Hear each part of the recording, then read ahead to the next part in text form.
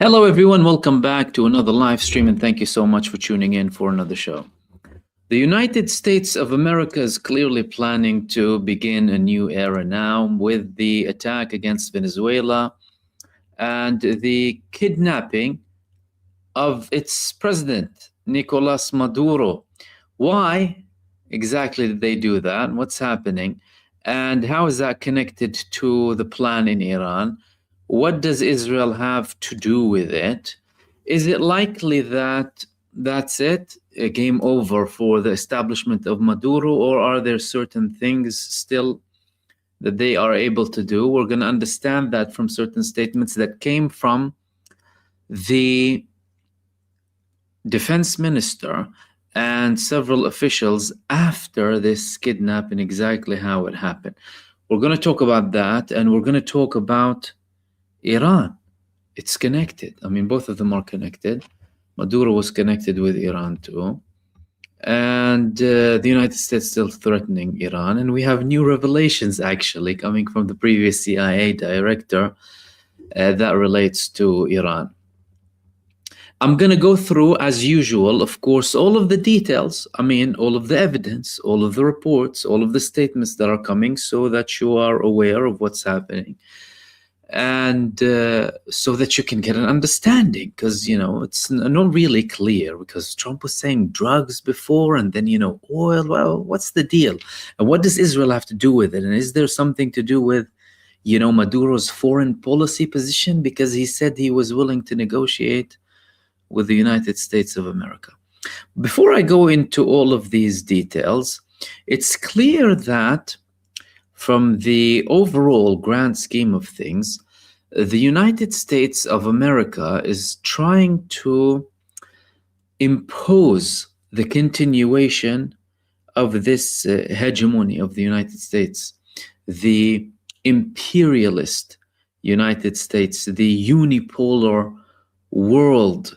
There are messages in this attack against Venezuela, not only for Latin America, a region that the United States conducted many coups in. Many drug cartels came to power with the help and assistance of the United States of America. It's the complete and absolute opposite of what Donald Trump and the American administration are talking about, at least in relation to the drugs. So we have a situation here where the United States is seeing a threat to its unipolar world order, whether it's to do with their financial interest, whether it's to do with their control, whether it's to do with the influence, and also to counter this emergence of a multipolar world. Because the American establishment understands very well that the world is already evolving into a multipolar world. And the big difference between the United States administration and other countries, including countries that the United States constantly deems as, you know, threatening countries or whatever, for whatever reason, they're not as hostile as the United States of America. As a matter of fact, this latest act by the American establishment proves very well who the real terrorists are, who the real criminals are, because they've been fooling the American people for so long. And right now, there's a huge propaganda campaign against Venezuela and Maduro. And whether you like him or not, by the way, it's pointless. It's irrelevant. Whether you agree with his political view, that doesn't matter. What matters is the fact that they are manipulating you and they are spewing so much propaganda to make you believe like as Maduro is an enemy and Maduro is a drug cartel leader. And that's why they're going there. Even though by what I'm going to show you as well, you're going to see a lot of contradictions. So in essence, we have a situation here where the United States was serious when the establishment changed the name, for example, from the Department of Defense to the Department of War. They were very serious about the renaming of Hegseth from a defense minister to the minister of war again. And clearly, Donald Trump's threats against Venezuela were also serious. And although they don't really relate to the main things that he told the Americans about, which were also unsubstantiated, by the way, without evidence whatsoever, extrajudicial killings. You remember when they were using the American Air Force to strike these boats of Venezuelan drug traffickers on a boat? Some people probably flee. Whatever, people on a boat. No evidence that they were smuggling weapons or whatever it is, but it goes with the same xenophobic rhetoric. Everyone on a boat traveling is an enemy because they want to come in and flood us with drugs or whatever. When your own establishment is in charge of the whole drug cartel in the United States and globally. American CIA, the FBI, they are involved in drug trafficking not only in America and in Latin America, but globally too. They went all the way to Afghanistan for drugs. And the fact that Donald Trump was saying that he was going there for drugs to take down this drug cartel. Maduro is a drug cartel leader. I'm not sure how many people bought it. Listen, but they are trying. And there are some people who believe it. There are some Americans who believe it. And the problem with that is the fact that they are giving the establishment a justification. Whether they are being on the fence, or I don't care about Venezuela really, or thinking maybe they actually might be bad, and we're going to get them, and we're the good guys as usual. The typical idiocy, the average brainwashed idiot, basically. And what they don't realize is that they pay with that with their sons' lives.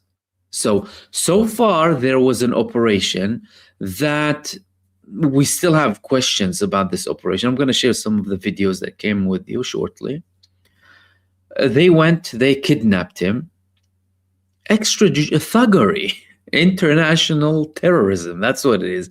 Going and kidnapping a serving president of a sovereign country. International terrorism. What is it? Because it's called the United States of America. Do you think that validates it? You're mistaken if you think that. But what the people don't realize, who might be like, oh, well, I don't care, whatever, is that, well, if things escalate, for example, Americans are going to be killed. So are you willing to die for Donald Trump? Is the excuse so convincing that you're willing to send your children to die for that? That's a question. The second point is, by the United States, by conducting these measures against an independent sovereign country, is justifying the act. What do we mean by justifying the act? Well, if America goes to Venezuela to kidnap a president, if they're going to Venezuela under any excuse, under any pretext, targets it, bombs, Air Force, kidnapping, then what's the problem tomorrow if any country wanted to attack the United States of America for any other reason? We have interests in America.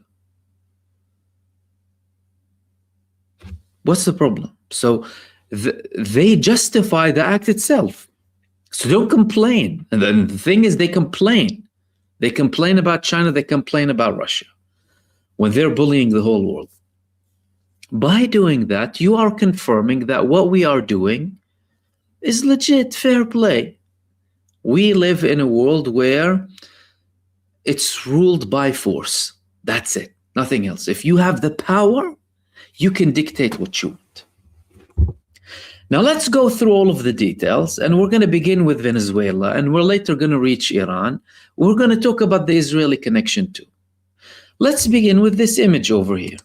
That is the image that Donald Trump posted of Nicolas Maduro. He was kidnapped, basically, by special forces, clearly, who took him to an aircraft carrier. I'm not sure if he went later on to the shores of the United States or what exactly happened over there. But that was the initial image that was published. Now, mind you, there was another image that I think is not really, it doesn't look real. This might be AI generated, by the way, simply because, well, there are differences between the two. Although it's quite telling that they have the DEA here, so I think they did that for a reason, to show us the Drug Enforcement Administration is dealing with Maduro because he's the drug cartel leader. This appears to be fake, but the other image that Donald Trump posted on his Truth Social account, we have no verification that that was actually correct too, but he posted it. He posted it. Okay. Why? As in, why did they go to Venezuela to do that? They went to Venezuela to do that initially because the American president said that they are a drug cartel, right? He said that many times, drugs, drugs, drugs, drugs.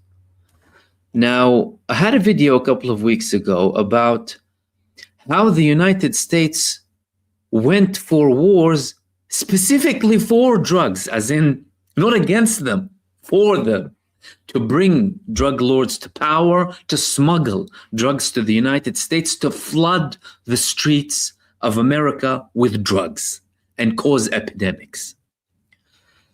Dozens of wars, especially in Latin America. But they use it as a pretext for interventionism when the establishment, whether they deal with drugs or not, by the way, isn't subjugated to them, isn't subjugated to their banking system, to their foreign policy, isn't under the thumb. But now, this is what Donald Trump had to say. Let's have a listen. Yeah, what was that? Getting land, oil rights, whatever we had, they took it away because we had a president that maybe wasn't watching. But they're not going to do that. We want it back. They took it away and we want it back. They took American oil away that happened to be in Venezuela. But we want to take it back. They took our oil rights. We had a lot of oil there. As you know, they threw our companies out, and we want it back. They threw our companies out, and we want it back. As in, can it get clearer than that? I mean, before they tried to hide it, in Iraq, they tried to hide it. The Bush administration at the time, they tried that. Now he's outright saying, they took away our oil. Your oil in Venezuela. The entitlement. I mean, my goodness. Now, okay, you might think, well, all right, clearly he's talking about oil now. So he's admitting that it's about oil. It's nothing to do with drugs. Of course, it's nothing to do with drugs. But did Maduro really shut everything with the United States, whether it's related to talks, whether it's related to anything with any sort of negotiation with the United States of America? Is that what happened? Was Maduro a difficult person to deal with? Was Maduro not at all. Several days back, Nicolas Maduro, he actually, there was a video of him where he was saying that I wouldn't mind speaking with the Americans about having a certain deal with them, as in having a certain deal about what? Well, potentially that would include some American companies being involved, whether it's to do with the oil of Venezuela or production, exploration, whatever it is. Because Venezuela, by the way, in case you don't know, it has the biggest oil reserves on Earth, approximately over 300 billion. And that's something that the United States has been eyeing for a very long time. But Maduro didn't necessarily have a problem in having these deals with the United States, but the United States still didn't go and speak with Maduro about having a potential deal with him, and they weren't interested. Okay, well, why? Okay, Maduro's willing to have negotiations with you. Maduro said that I'm open to talks with the United States of America. Why don't you want to talk to him? So he's clearly not that this anti-American, maybe, you know, intervening in your internal policies or dictating what you can do or cannot do or crossing the lines of sovereignty of Venezuela. Let's try and get an understanding. This was also another video of Maduro. Let's have a listen to what he had to say in this video. Se está esperando el arranque de lo que pudiera ser una guerra de mayor dimensión que supere a la de Ucrania y que supere a la guerra, al genocidio de Gaza, porque estamos hablando de potentes unidades militares de el Líbano, de Yemen, de Irak, de Irán, entre otras. Así que Netanyahu está buscando incendiar todo el Medio Oriente con una guerra que uno sabe cómo puede empezar, pero uno sabe las derivaciones y el impacto que va a tener en medio de una economía estadounidense y occidental en recesión, en medio de una crisis económica de lo que fueron los factores principales de la economía mundial durante décadas. Esa es la verdad. Por eso tenemos que defender la independencia de Venezuela, la paz de Venezuela, nuestro proyecto nacionalista bolivariano propio. Por eso tenemos que defender que Venezuela no caiga en las manos del sionismo. El sionismo le quiere poner las manos a Venezuela. Ah, there you have it. There you have it. He is criticizing what Netanyahu is doing, the wars, the genocide in Gaza. Netanyahu wants to start an all-out war. Western economy is in recession. The United States is clearly establishing its economy on wars, war economy. And they don't want Venezuela to fall into the Zionist hands. And you'd say, okay, Israel again? You always talk about Israel and you talk about Israel, and it's as if Israel is the cause of the main problems. Yes, absolutely, 100%. And it's not a conspiracy. These are facts. The man himself was threatening that he doesn't want Venezuela to fall into Zionist hands. That explains what? That explains why the American administration doesn't want to deal with him, because the American administration is subjugated. It's controlled by the Zionists, by this cabal, by this entity, by this web. They used to always say, oh no, it's conspiracy, it's conspiracy. It's clearer than the sun. And not only are these people confirming it, but the Israelis are confirming it too. Okay. Who's the candidate? Who's the candidate and what did the candidate say? Who's the candidate to replace Maduro? This is the candidate that replaced Maduro, speaking conveniently with the son of Donald Trump. What did she have to say? Forget about Saudi Arabia. Forget about the Saudis. I mean, we have more oil. I mean, infinite potential. And we're going to open markets. We're going to kick off the government from the oil sector. We are going to privatize all our industries. Venezuela has huge resources: oil, gas, minerals, land, technology. And as you said before, we have a strategic location, hours from the United States. So we're going to do this right. We know what we have to do. And American companies are in, super strategic position to invest. This country, Venezuela, is going to be the brightest opportunity for investment of American companies, of good people that are going to make a lot of money. Forget about Saudi Arabia. Forget about the Saudis. I mean, okay, that's in relation to oil. You think, okay, well, where does Israel have to do with it?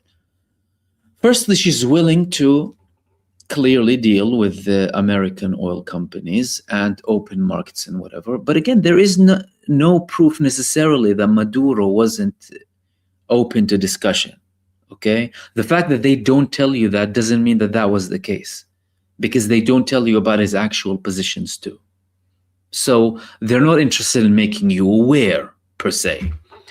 But again, what does that have to do with Israel? You'd say, well, this woman, okay, Maria Corina Machado, who conveniently won a Nobel Peace Prize over what? I have no idea.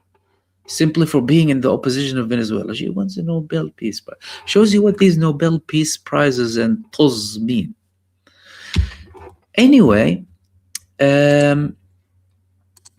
this is what she had to say about Israel, because we were talking about the connection between Venezuela and the United States imperial ambitions, the financial side, the fact that they're not directly controlled by the banking system led by the Zionists and the American side, and also the oil, of course. Now listen to what she had to say about Israel. I would like to thank Benjamin Netanyahu, the Prime Minister of the State of Israel. I promise we one day will have a close relationship between Venezuela and Israel. I myself look forward to visit the State of Israel as soon as we conquer freedom. We will prevail. And I can announce this, that our government will move our Israeli embassy to Jerusalem. I would like to thank Benjamin Netanyahu. I will move the embassy to Jerusalem, and I would like to thank Netanyahu, and we will have an embassy in Jerusalem. I might as well and go lick Netanyahu's feet. I'll have a statue of him and kiss him. I mean, that's what's missing. Wrap yourself with an Israeli flag and start crying. I don't know. There you have it. I mean, can it be clearer than that? I mean, what do you want? No more saying, oh, it's all Israel, well, it's small.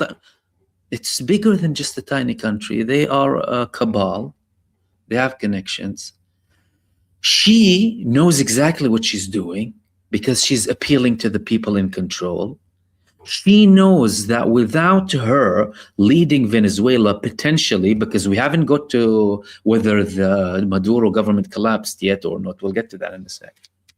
But she is appealing to the direct people in charge.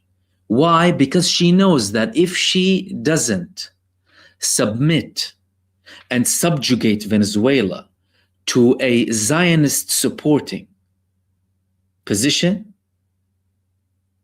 move Venezuela from a position of having independence, having sovereignty, having an independent foreign policy, to being an obedient slave of the Zionists, she stands no chance.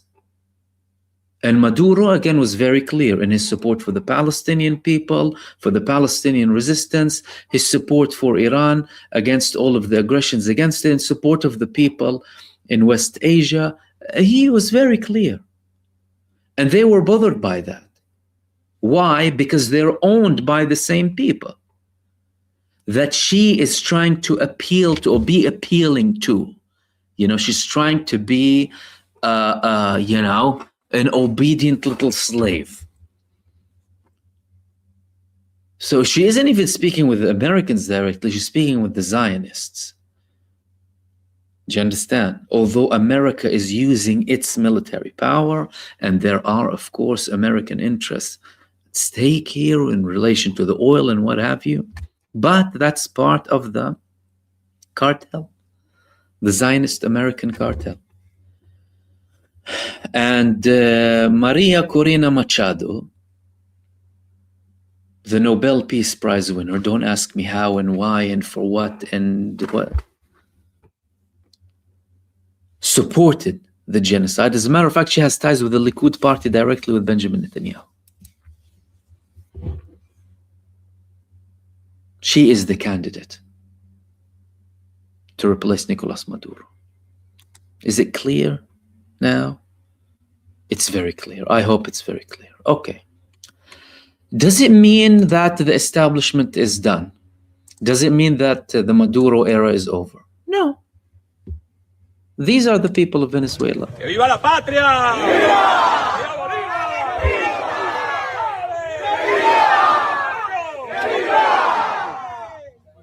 La patria no se vende. La patria se defiende. La patria no se vende. People protesting in support of Maduro, but it's not only the people protesting in support of Maduro, by the way.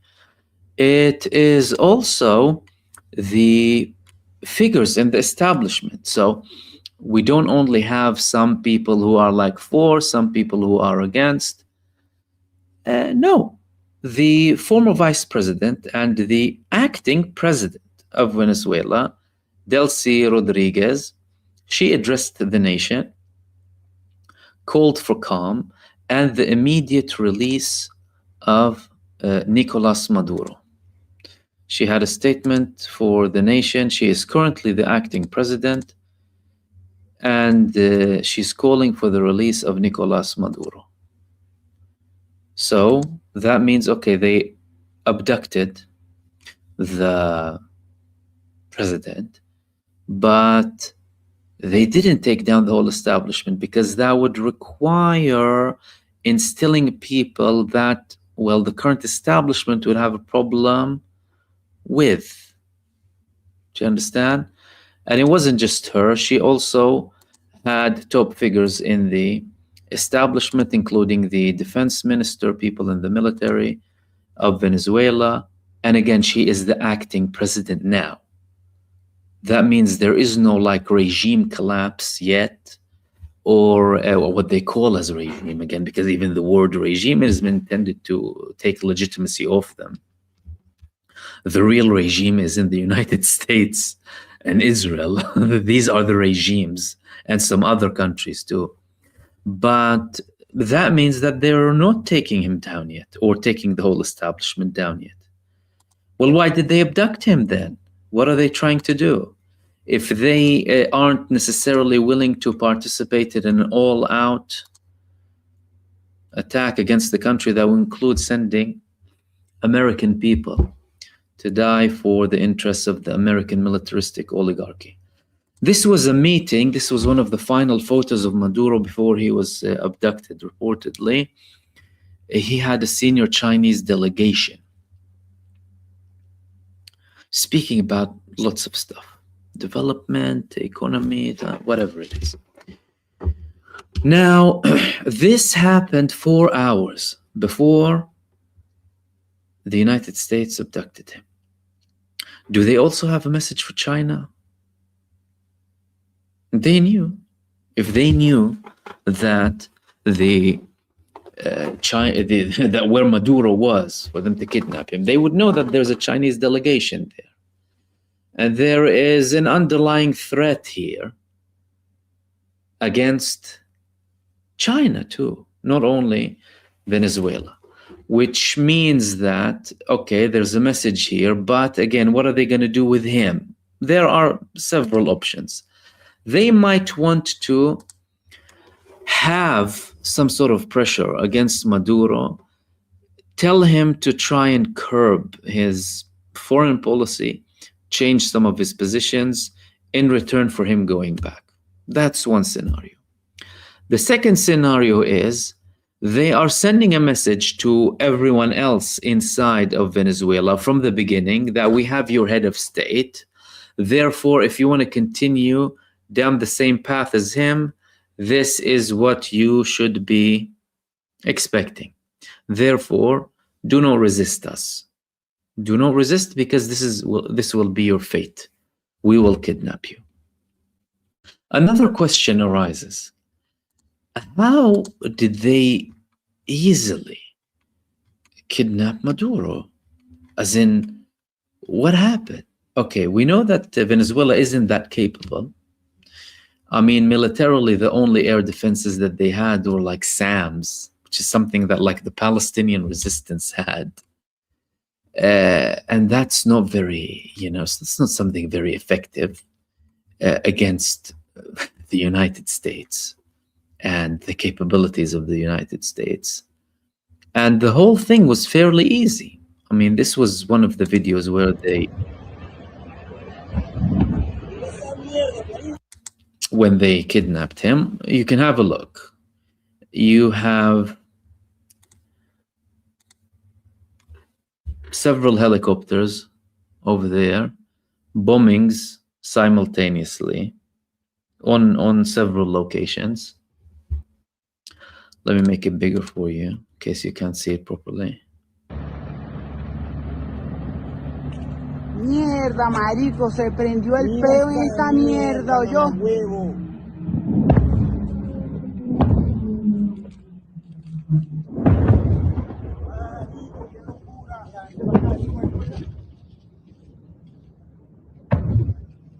Marico, llegamos a tiempo a la casa, ¿oyó? Marico, mira esa mierda.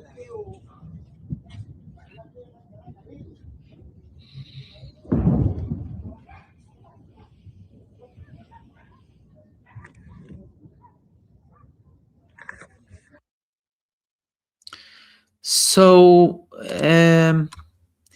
what happened there? No resistance, no air defense, no nothing, helicopters flying. All of a sudden, well, there are two scenarios that can come to my mind in relation to that. Number one is that there was a certain betrayal that could have happened from within.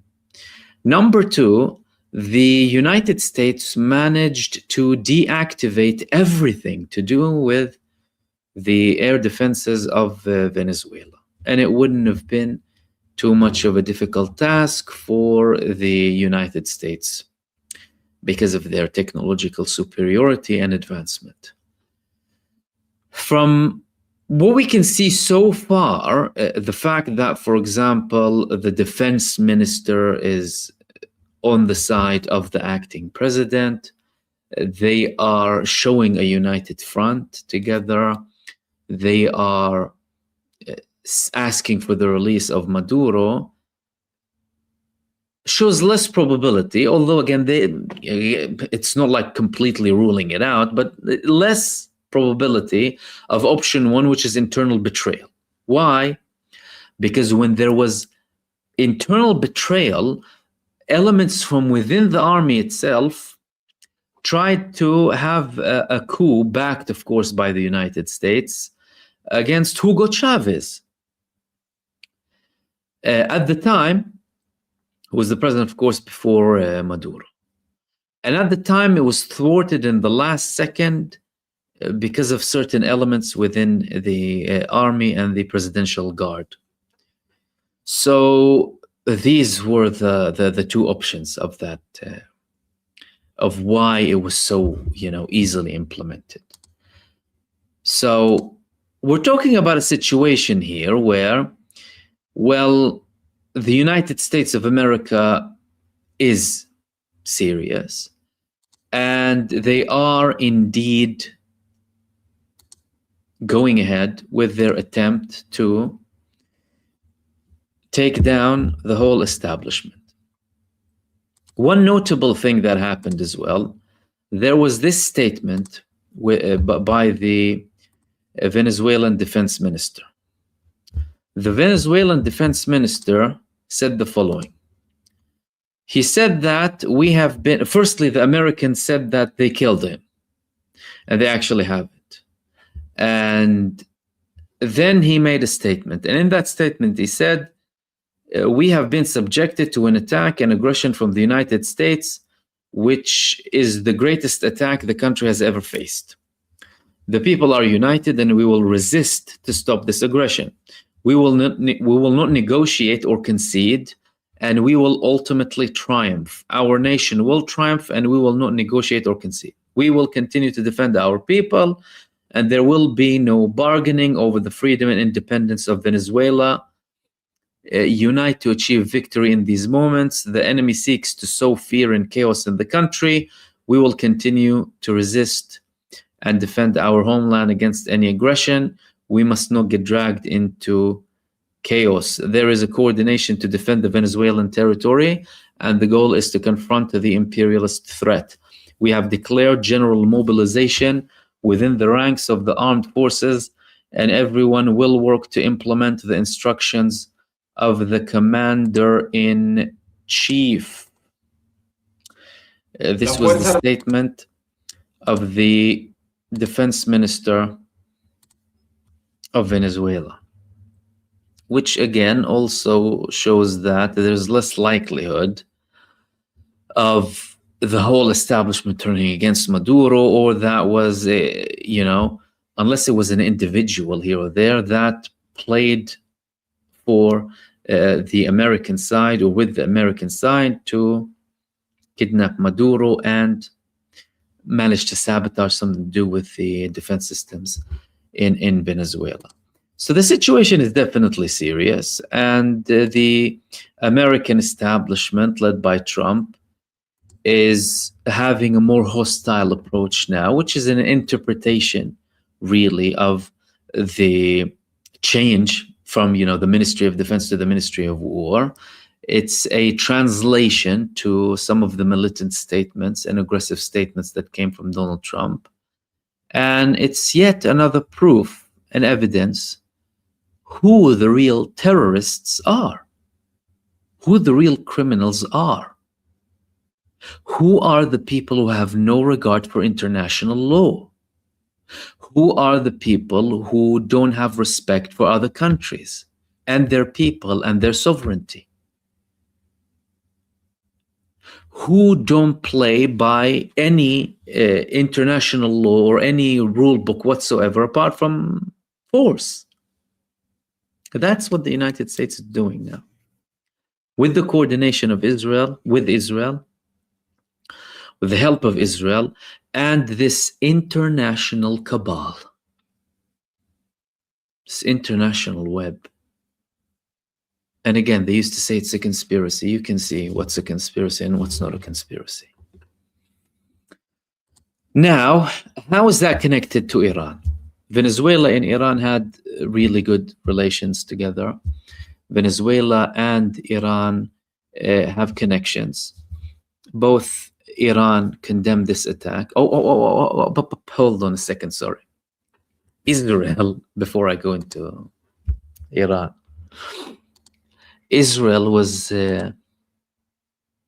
one of few, maybe the only country, by the way, that actually welcomed the attack of the United States against Venezuela. Israel welcomed the attack on Venezuela.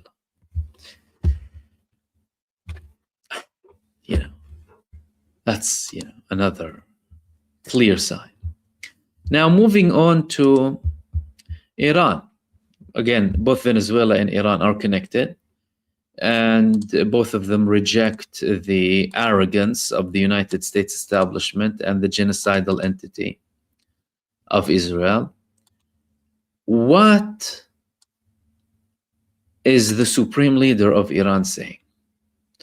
This was one of the recent statements that came from Ayatollah Ali Khamenei, the leader of the Islamic Revolution of Iran. quite a fairly balanced statement he had. He said protest is justified, but protest is different from riot. We talk to the protester. They should voice their concerns. Talking to rioters is useless. He warned against malicious elements exploiting legitimate grievances. Quote, "It is absolutely unacceptable for a group under various names and pretexts with the aim of destruction and destabilizing the country to position themselves behind faithful, sound, and revolutionary business persons, misuse their protests, and create riots." I'm going to get to some of the evidence as well after I finish the quote or what he's saying.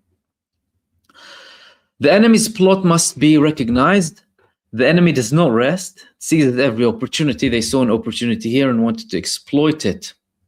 Of course, our officials were and will be present in the arena, but the important factor is the Iranian nation.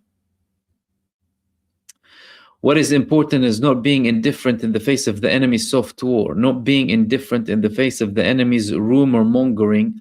These are important. He expressed strong confidence in the business community, describing them as among the most loyal strata to the Islamic system and the Islamic revolution. We know the bazaar well. We cannot oppose the Islamic Republic. One cannot oppose the Islamic Republic and the Islamic system in the name of bazaar and business persons.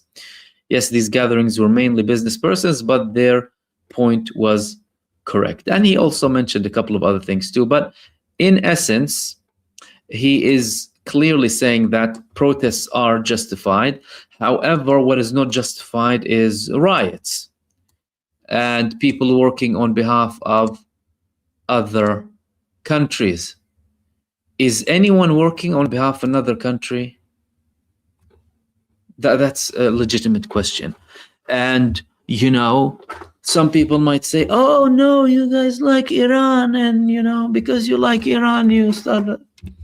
It's about reading, listening, bringing facts, right?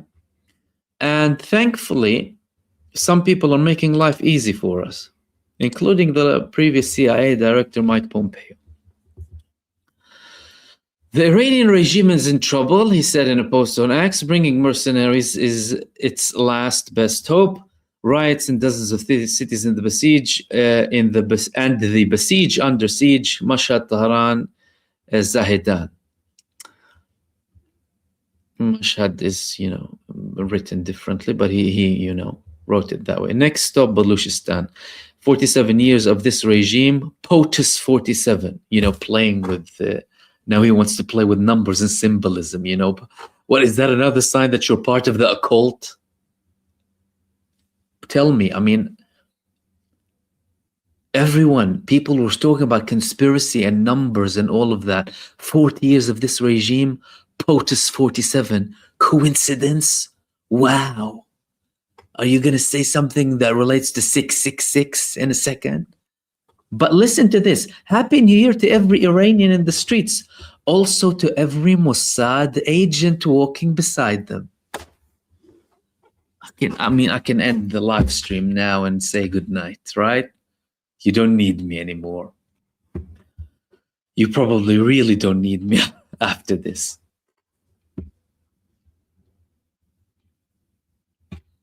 What? He is saying, Mike Pompeo, Happy New Year to every Iranian in the streets, also to every Mossad agent walking beside them. And he is tagging real Donald Trump, Zio Rubio, and the CIA director. Can you be any more stupid than that? Or, okay, I'm trying to make sense of it. The only way I can make sense of him saying that, admitting that there are Mossad agents within Iran operating, and I'm going to show you some videos to prove that there are, by the way, and they are very well trained, like some of their mouthpieces on social media. I'm trying to make sense of it. Well, why did he say that? Is he that stupid, or is it calculated? If it's calculated, you might think, well, he is trying to instill fear in the establishment in Iran by telling them it's not just the protesters, we have the Mossad with them too, and we're supporting them. Here you go. Every Mossad agent walking beside them. Okay. But is that going to change anything? That's not going to change a damn thing. As a matter of fact, it will play to the benefit of the Iran as a whole. Why? Because you have this person confirming that the Mossad is operating with them. Even in the Israeli media, some of them were bragging. I think I know why they're doing that, by the way. They're trying to boast. When you get corrupted and arrogant with power to that level, you just want to boast about, what you can and cannot do. This God act on earth. Like we can do whatever we want to do. That's why you'll see some of these people boasting about reaching and being in every corner. Do you think anyone gives a damn about you or what you do? At least any decent human being who has already been vocal for a very long time and continue to be vocal. Instead, they're shooting themselves in the foot by admitting that they are part of these protests. And we said it before, there are people who have legitimate concerns. There are people who oppose the establishment. Fair play, no problem. You can't force someone to like an establishment or their ideological background or their policy or whatever it is. However, there's a very big gap between that and outright serving, genocidal, child murdering, blood-sucking monsters in human form. There's a very big difference. No one with an ounce of brain would expect the Israelis who take pride and joy in maiming infants, shooting pregnant women, boasting about it, and saying every baby is an enemy, spewing their venom 24/7, and these American officials worshiping them. If you think that these people are going to save you, then good luck. Thankfully, and we spoke about that in the past couple of days, not all Iranians are like that. As a matter of fact, some of the protesters started to expose some of the people who were infiltrating these protests inside of Iran. They were exposing them, they were showing them for who they are. And there was a video circulating online about one woman who was reportedly tied with the Mossad, telling people how they need to operate in case they get arrested. Let me share this video with you. This woman. I'll translate what was said according to one post here. The post said the woman, clearly a foreign intelligence agent, tells the rioters in this video, if you've been arrested, don't think that it's the end of the line yet. You still have time to protect yourself, especially now. Giving statements as a confession, such as, I came to protest against high prices so the government would hear our voice. These statements are important, according to her. If they try and link you to a person or people outside the country or claim that your confessions were coached or trained, deny it as quickly as possible. Say that you hate the treacherous expatriates whose true colors were exposed during the 12-day war. Say, we're not without a homeland, we're only protesting the high cost of living, and strongly insult the expatriates or people who are against the establishment. If they mention any names, say you've never heard of them. Also, make sure the wallpaper on all your phones is a photo of Qasem Soleimani or Khamenei. I know it's hard and you don't like it, but you have to do it.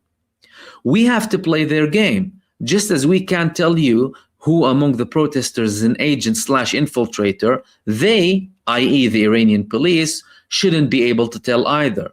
That way, at worst, it's 10 days of detention, and that's it. Remember, nothing can be done for Iran by so-called heroes abroad or by those in prison.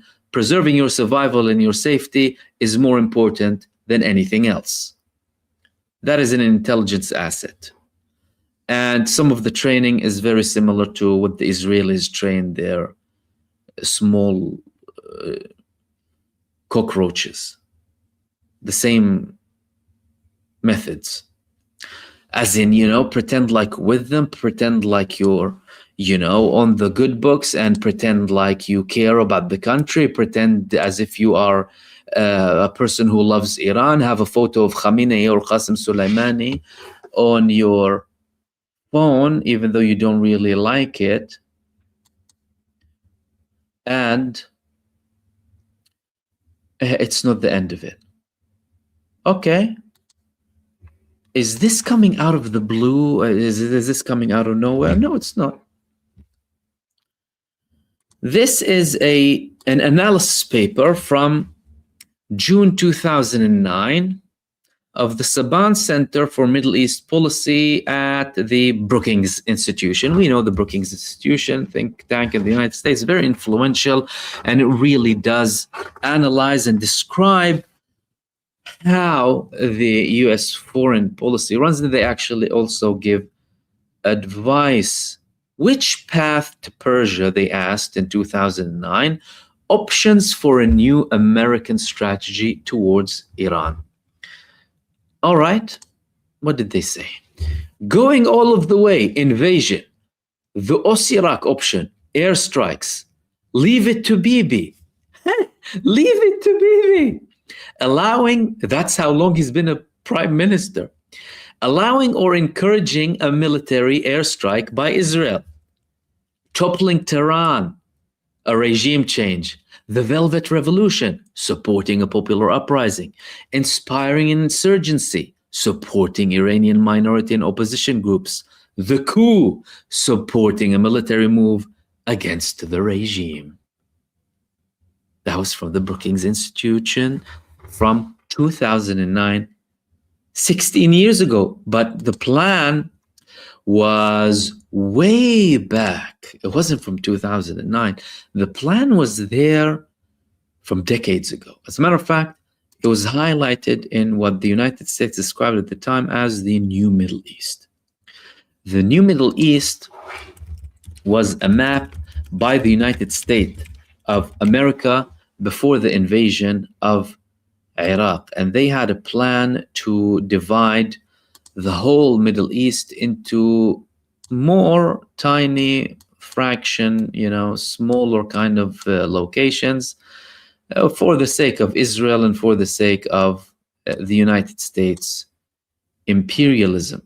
This was the map.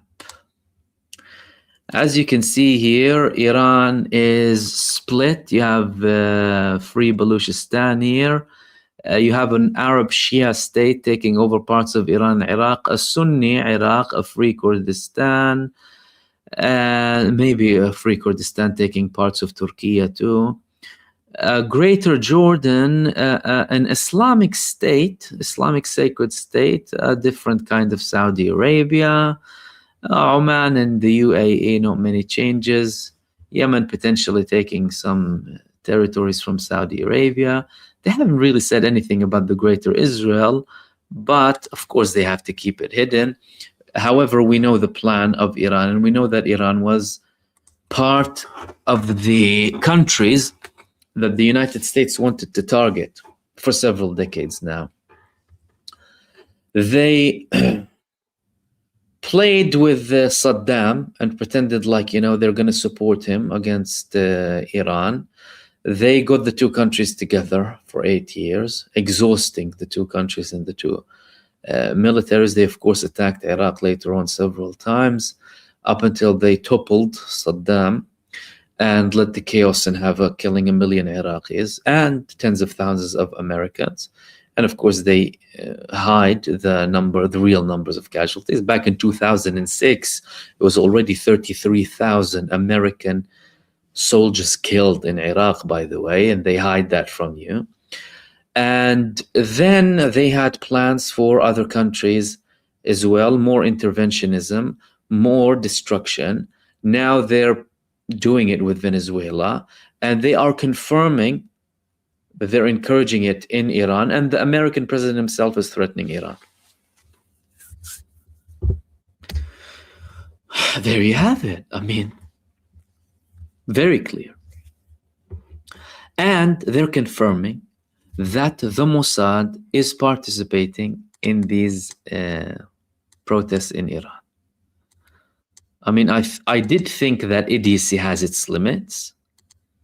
I did assume that some of these people would be smart, but it looks like many of them are thick. I mean, thick as hell.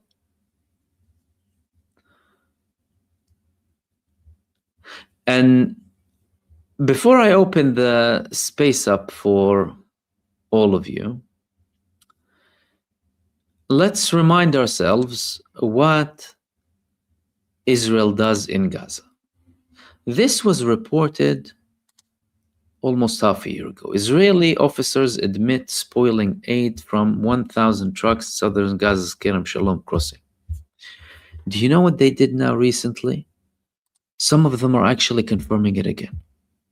1,008 trucks that were intended for the starving population in Gaza were destroyed by the IDF directly, as in not by Israeli people, but by the IDF.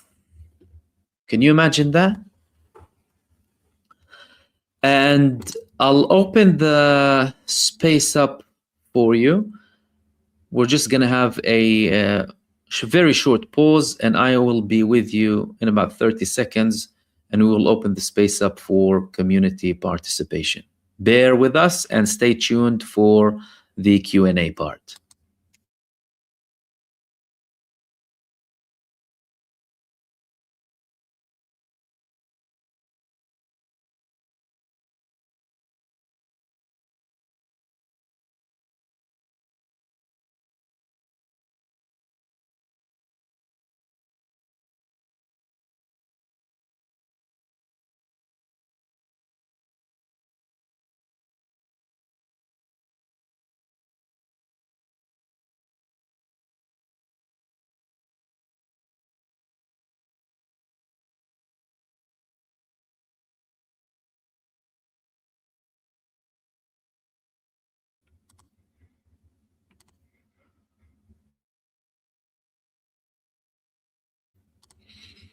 Guys, thank you so much for tuning in, and thank you for everyone who is participating in the chat. We'll open the space up for some community participation, where I will take some of the community questions here. We'll show some of the comments live, and also I'll go through some of the questions from before too. Firstly,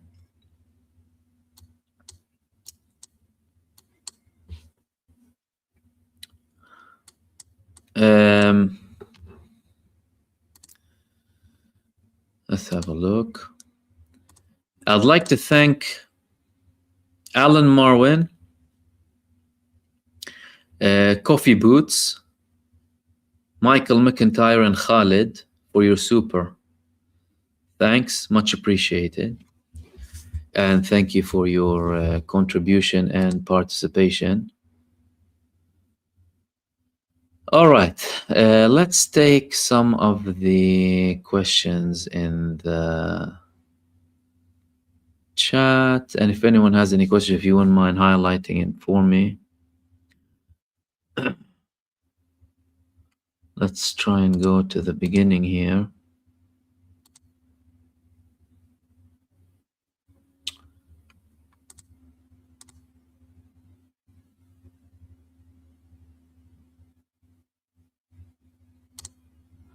Paletti, do you think the Zionists will succeed?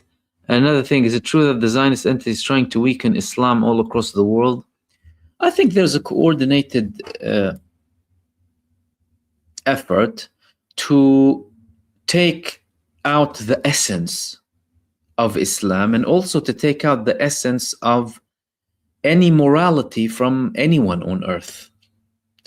So from an Islamic perspective, they would like it to be, you know, customs and traditions and wear and beards and, you know, clothing.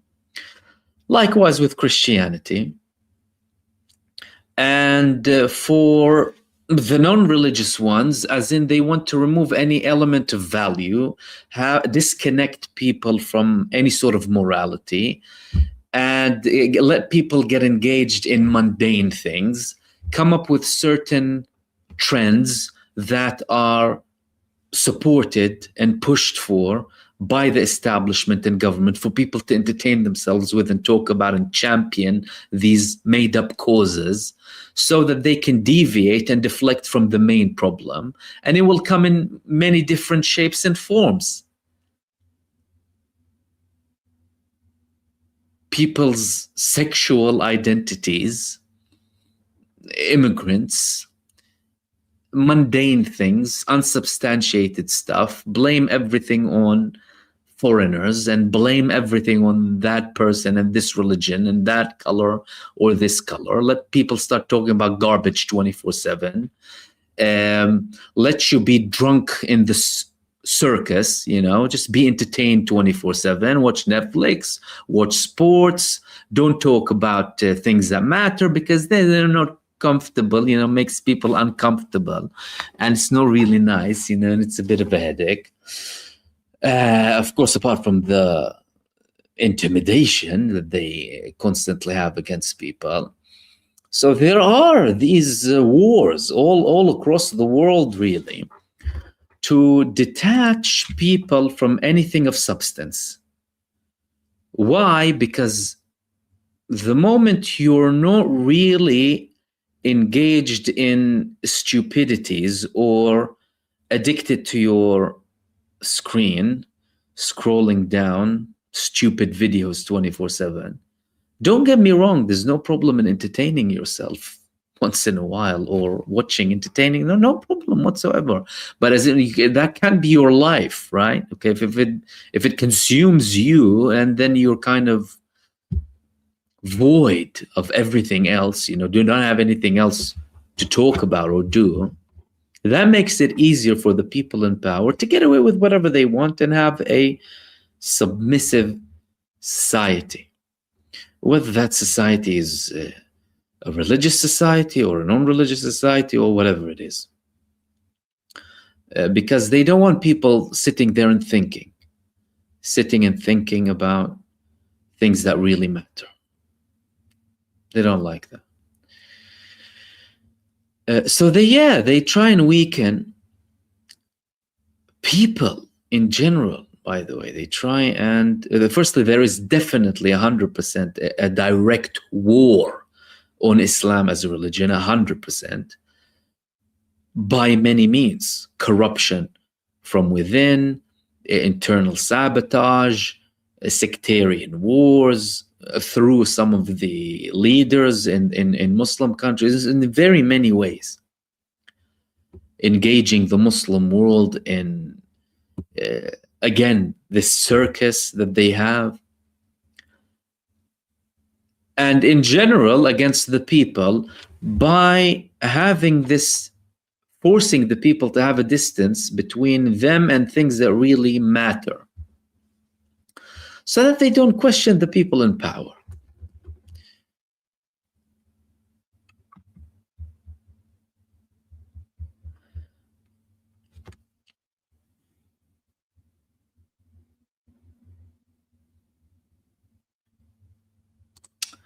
Unknown human, your opinion, please, on where we will powers when all this was happening, especially China, as their delegates were meeting Maduro just yesterday only? That's a very interesting question. Clearly, there isn't a solid enough approach or a connection with the countries that are opposing this unipolarity of the United States and the United States hostility and aggression to a level that is sufficient enough to deter the United States of America. That's number one. However, there are multiple calculations. So, the United States, for example, let's take China. There's this whole Taiwan thing. And China has a one China policy that includes Taiwan. However, the United States and Western countries, and Israel too, they constantly try and keep Taiwan on their side. China could perhaps not want to give the United States any sort of excuses to increase its aggression in that region. That doesn't mean that they don't necessarily do anything whatsoever, but nothing that would be deemed as intervening in an area that the United States considers to be very strategic in that part of the world. Is that something good? Not necessarily, because that enables the United States administration to continue more hostility. And there is no, that's the biggest problem, by the way. There is no deterrence for the criminality of the American empire and its proxies. There is no deterrence. All of them know by now that international law, although very necessary, is nothing but ink on paper. But they don't yet have an alliance that could deter further aggression against these independent nations. That's something that might change in the future, because we are seeing a world that is changing. So let's take some of these countries that you're talking about. For example, Russia and China. They are growing in power and in influence. Pete Hegseth himself admitted that China in 20 minutes would be able to take down 10 US aircraft carriers in a recent interview he had. So they know the power of China, and they know that what they're able to do. They know that the United States isn't able to get away with whatever it wants all the time. However, they again don't necessarily want to have or give the United States excuses to have more interference in Taiwan, for example, or in areas that China considers to be strategic. This was the video, by the way, of Pete Hegseth. Listen to this. All of its war games against China, we lose every time inside the Pentagon war games. We know what our real capability. You see, we didn't even get to this part of the war on warriors. I mean, the military-industrial complex, the way we procure weapon systems. We're always, the way our system works, the way our bureaucratic system works, where the speed of weapons procurement works, we're always a decade behind in fighting the last war. Whereas China, we have, what did Rumsfeld say? You go to the war, the army you have. We have the army. China's building an army specifically dedicated to defeating the United States of America. That is their strategic outset. Take hypersonic missiles. So if our whole power projection platform is aircraft carriers and the ability to project power that way strategically around the globe. And yeah, we have a nuclear triad and all of that, but a big part of it. And if 15 hypersonic missiles can take out our 10 aircraft carriers in the first 20 minutes of a conflict. So they know that. They know it very well. And that's something that is changing. Now, in the future, will there be something, for example, like an alliance that would potentially deter these acts? Because the main thing is the aim should be to stop conflicts. However, some countries based their whole existence on conflicts. That's the big problem. And there should be deterrence for that. That's why China hasn't been directly attacked, for example, or Russia, because they know what they're capable of. That's why the weaker countries are attacked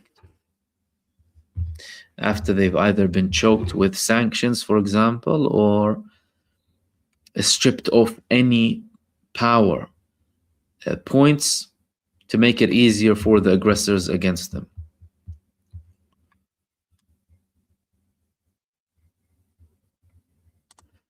What do you think the next move from Venezuela will be? Are they waiting for the right time to respond? Are they broken, too weak? Well, to be honest with you, this operation was quite humiliating.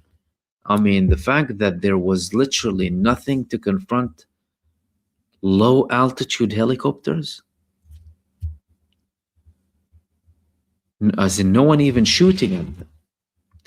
So that really raised alarm bells. That's why one of the considerations is that there might be, some sort of treason from within. However, things will unfold and become clearer once, well, there would be some more clarity about Maduro himself, and the United States would clarify what it wants with this kidnapping. So what do you want in return? Are you willing to get Maduro back? Should he, that's it, sell Venezuela? Or say, listen, I'm not going to interfere in anything to do with foreign policy, or I'm going to cut my ties with China and Russia and Iran. And will he do that to remain in power and see it as, a lesser evil? We don't know. Many things are unclear so far.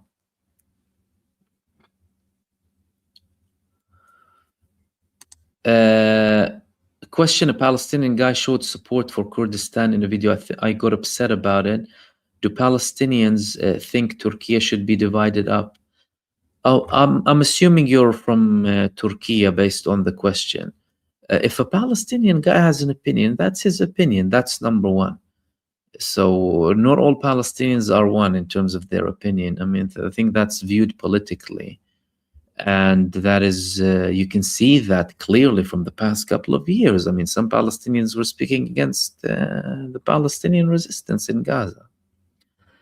So each one would have his or her opinion. In relation to Kurdistan, I think the people, the Kurdistani people, the Turkish people, all the people of the region deserve equal rights. That's the basic thing. Not more division. Not more division, not more wars, not more anything. And I think the Kurdistani people have been subject to many problems, by the way.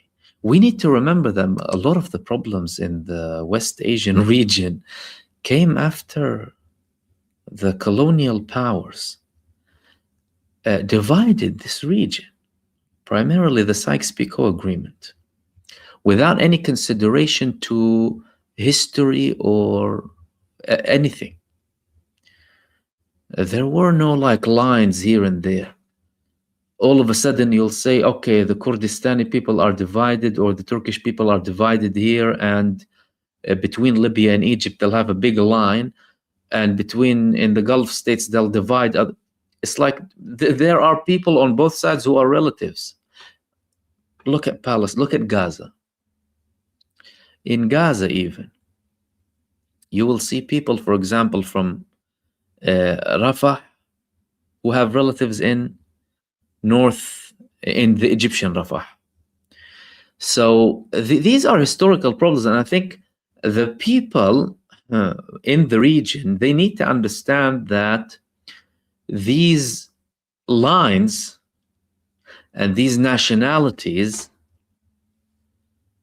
are quite recent. As a matter of fact, even if you look at it globally, passports were non-existent 120 years ago. a fraction. I mean, the Ottoman Empire had a couple of passports, maybe one or two European countries. World War I and World War II divided every single thing. And in essence, it's a way to imprison people within borders. You know, this border prison. People used to travel wherever they like. So I think we need to bear that in mind. And moving on, there should be more policies in effect to open borders up, to make it easier for people to move, to have equal rights, to, you know, all of these things. But yeah, you'll have, many people will have their own opinions about, you know, so many different things.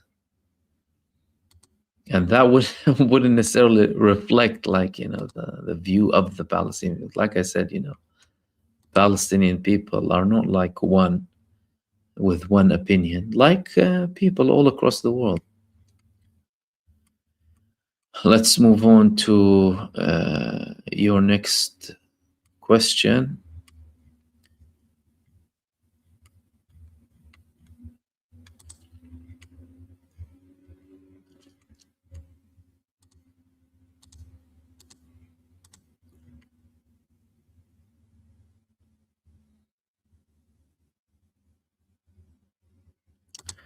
Hi, Mahmoud. Do you think that the people of Venezuela will resist the aggression and colonization of the United States using all means? And what is your opinion about the VP of Venezuela?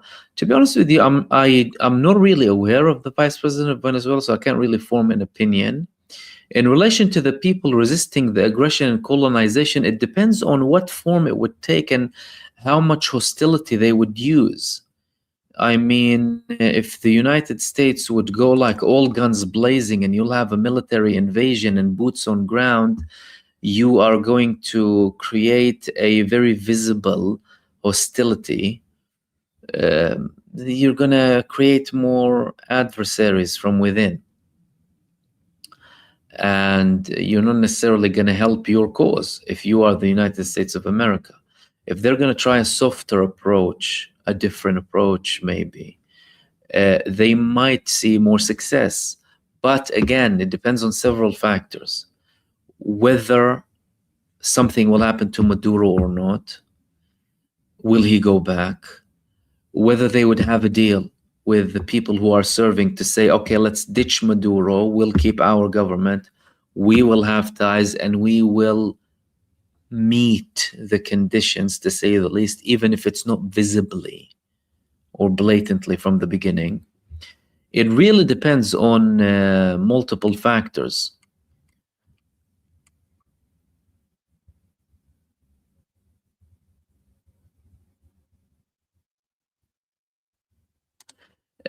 Francis, how did other leaders of nations allow the US to kidnap Maduro? Aren't they scared they could be next? Oh, it's not about them allowing, it's about the United States taking that action, and there was no protection from the get-go for Maduro. Like, to be honest with you, Maduro, you're under threat for so long. Aren't there certain measures in place to protect him? Secondly, you have seen, aren't there tighter protection measures? There are lots of questions, to be honest with you, about this abduction, although several things, again, haven't been verified yet. So, don't you have tighter security? Secondly, how were you like kidnapped? I don't get it. Isn't there a presidential guard, these special elite forces protecting him? Did they engage in combat with US forces? Were there casualties? It's quite, you know, there are many questions. And aren't they scared they could be next? I think many of them are scared they could be next. As a matter of fact, Trump now threatened Colombia. He better watch his back. And this Hegseth guy, he said that Maduro effed around and found out. Typical Wild West cowboy mentality, you know. This thuggish criminal behavior. But Trump is threatening Colombia now, because according to him, they have a lot of drugs too. And guess what? Colombia is against the genocide state. Again, if any of these people were pro-Israel, America will do nothing. If anyone went and licked the wall or said, you know, worshipped Israel, kneeled down to the Zionists, there wouldn't be a problem. They can kill children, they can be pedophiles, they can be whatever they want. If they support Israel, there wouldn't be a problem. The problem is that they resist Israel. That's the problem. Everything else is secondary. Had Maduro showed clear support for Israel and not said, you know, about the Palestinians and the he would be fine. That's why this opposition woman thing is engaging in political prostitution for the sake of Israel. Basically, selling everything for Israel. How else can you describe it? You know. And Maduro said no. He is not going to change his position. And we saw the connection. You saw. It's clear as daylight how connected it is to Israel, and how much of a Zionist that woman is, this opposition leader.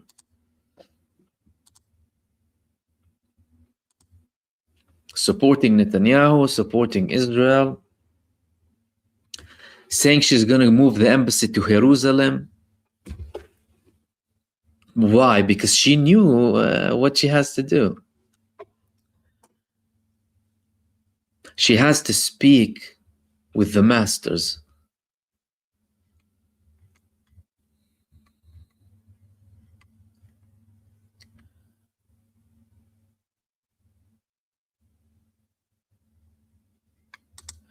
Gullyberg, Mahmoud is Trump's aggression towards SA and Caribbean countries, indicating that they are losing their grip on the Middle East.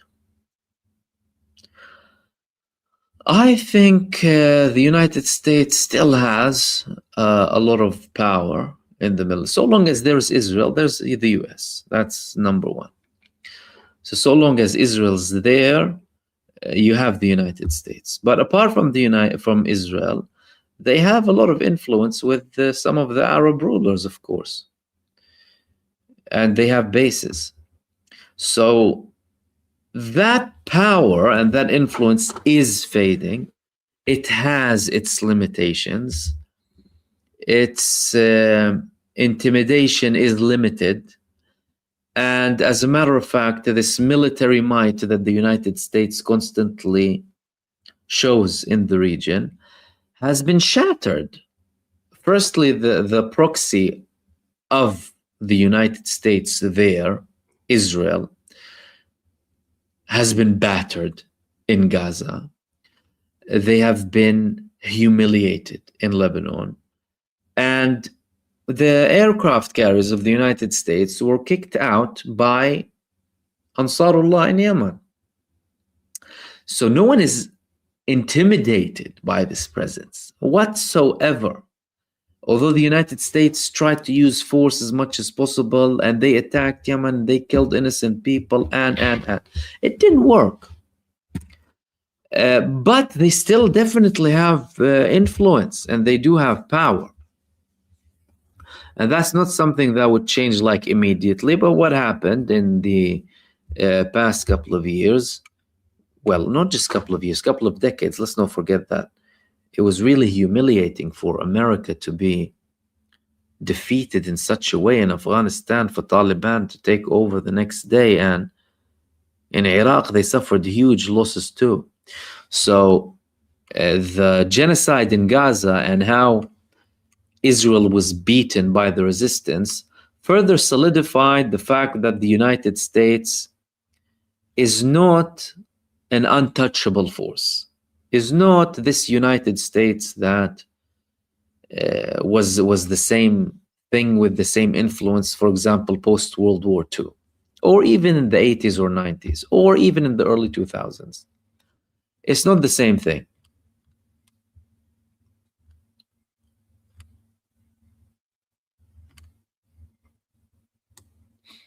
Okay, let's just take a last couple of questions.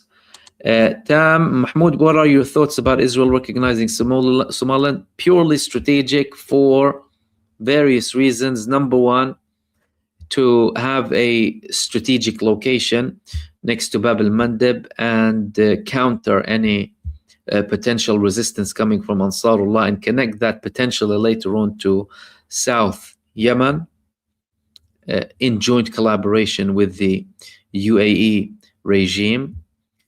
Secondly, to potentially expel the Palestinians.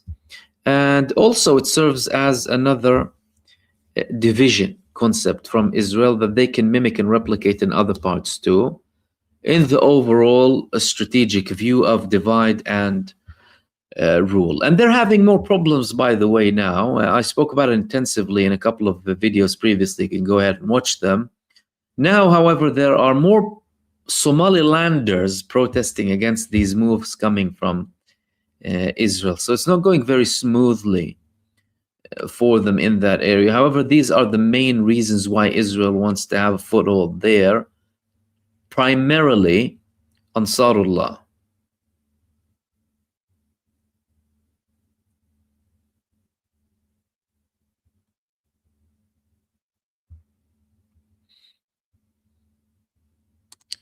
Bujar, what's even the point of obeying international law when you have already faced several assassination attempts, Putin in Iran? What purpose? To this day, Starmer, Netanyahu, Trump would be dead. That's if the other countries probably didn't have respect for international law, like what the United States and Israel does. That's their logic. That's why I say that well, firstly, with the genocide in Gaza, any country that justified it against its own people too. So don't tell me tomorrow if another country invades your genocide-supporting government, starts slaughtering people, you expect some sort of sympathy when your establishment was facilitating and supporting a genocide against the Palestinians. That's number one. Number two, that would be the result if other countries didn't respect international law. What is the point? Well, probably from their perspective, they're more rational. Maybe they're better human beings. Maybe they're more sane. Maybe they have something better in them and they don't want to export problems, but they just want to mind their own business and defend themselves. Maybe, perhaps, that's what it is. Because to be honest with you, if you listen to some of these leaders of these countries, whether it's China, whether it's Iran or Russia or other countries too, you hear logic. As in, forget about what you think about them. And again, think whatever you like about their ideological background, about whatever it is, listen to them. Listen to them intellectually. Wild, Wild West thuggery by the Zionists, wherever they are, in Israel, the US, Britain, Germany, whatever it is, and common sense from Putin and Xi and Ayatollah. Common sense, as in just listen to them. Forget about me, forget about commentary. Go and listen to their statements. And you realize, wow, you know, people were really, really brainwashed. And then make a decision, make your own mind up. Did I have the right opinion? You don't have to endorse anyone here, but did you have the right opinion about these people based on what you were told for decades to justify aggression against them for no reason? Apart from the greed of the Zionists and the people controlling the financial system and the bankers and the military industrial complex and that cartel? These are really important questions.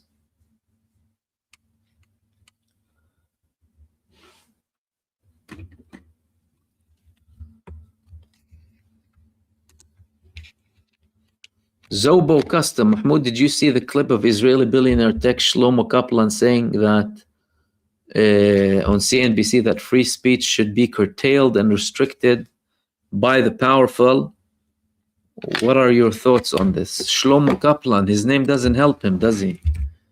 Does it? Shlomo Kaplan, CNBC. Shlomo Kaplan, CNBC. There's an interview over there. I mean,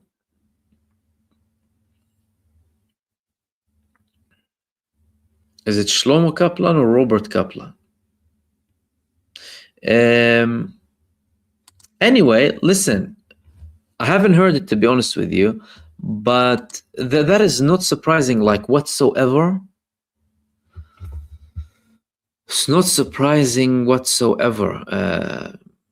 That was one of the reasons that we worked on this project, you know, NewsV Pro, to have a system where you counter all of the misinformation and restricting free speech, because they're taking over platforms, they are taking over algorithms, they are censoring people, they're taking pride in doing that, and they're outright admitting it. So there's no more need to say like conspiracy or anything as such, and it's not surprising. Like recently at the American embassy, at the Israeli embassy in Washington, have you heard this witch? What is that? She was the leader of the campaign against anti-Semitism or whatever. Speaking like a proper witch, as if, you know, if you need to mimic a character or whatever, you can go and copy her. She was saying, all right, we will censor and we do this and we do that with the help of this and that. So they're proud of what they're doing. And it needs to, of course, always have a counter move against this misinformation, because they're not only trying to, they know that mainstream media and corporate media isn't effective enough.